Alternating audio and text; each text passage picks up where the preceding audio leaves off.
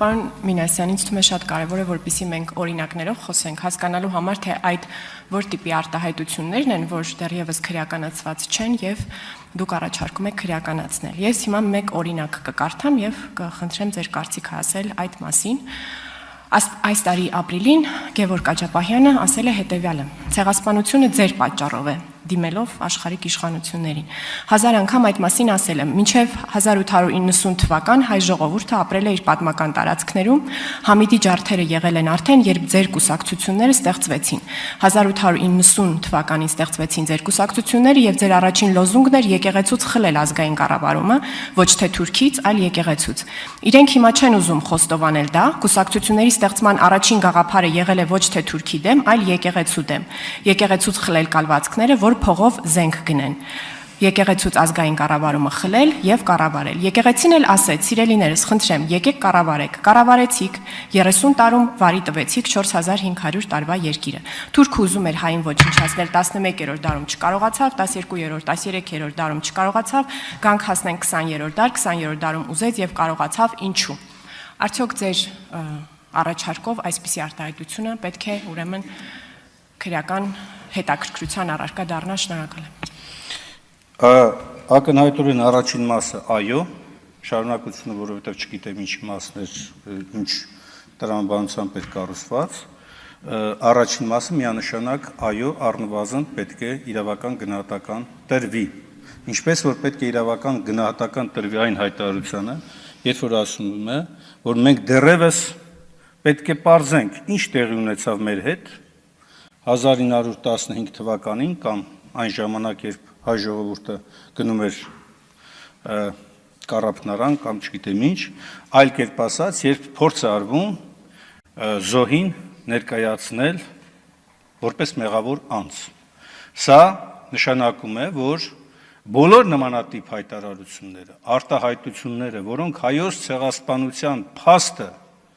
կարող են կասկածի տակ դնել, որոնք կարող են հայոց ցեղասպանության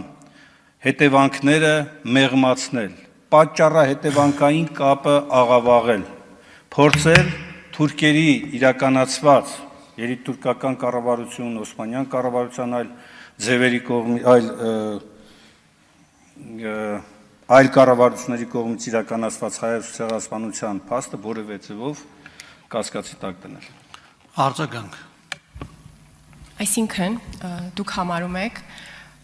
որ օրինակ այն դասագրքերը, որոնցով ես դպրոցում սովորել եմ եւ որոնք գրվել են դաշնակցական կրթության նախարարների օրոք, նույնպես պետք է լինեն քրեական հետաքրքրության առարկա, որտեղ դրանցում ես անցել եմ հետեւյալ պատմական պատումը, որ հայկական հարցը մշտապես եղել է մեծ տերությունների շահարկման գործիք ընդդեմ օսմանյան կայսրության։ Եվ սա է նաև ուրեմն հանգեցրել, այս հանգամանքն է հանգեցրել նաև հայոց ցեղասպանությանը։ Արդյոք սրան էլ եք կողմ, որպեսզի քրեական հետաքրքրության առարկան դառնան ուրեմն այդ դասագրքերը, եւ արդյոք նաև համարում եք, որ երբ ասվում է, որ խորհրդային միությունը եւս ինչ որ մի փուլում Լենին-Աթաթուրք պայմանավորվածություններից դուրս գալով եւ խորհրդային միություն Թուրքիա հարաբերությունների փոփոխվող կոնտեքստը հաշվի առնելով, այսինքն այն հանգամանքը, որ Թուրքիան դարձավ ՆԱՏՕ-ի անդամ, հայոց ցեղասպանության հարցը սկսեց օգտագործել որպես արտաքին քաղաքականության գործիք, կարծում եք այս միտքը եւս պետք է ուրեմն լինի քրեական հետաքրքրության։ Ոչ, ի տարբերություն առաջին դրվագի դա չի կարող լինել, որովհետեւ խոսքը գնում է ոչ թե ցեղասպանության փաստը հերքելու դրա վնասակար հետևանքը նվազեցնելու,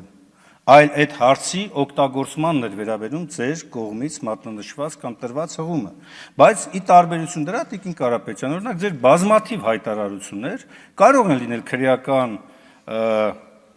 իրավական տեսակետից առնվազն գոնե առերևույթ հնչեցած համատեքստում ուսումնասիրության եւ իրավական գնահատականի առարկա։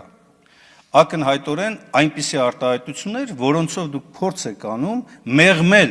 ցեղասպանության հետևանքները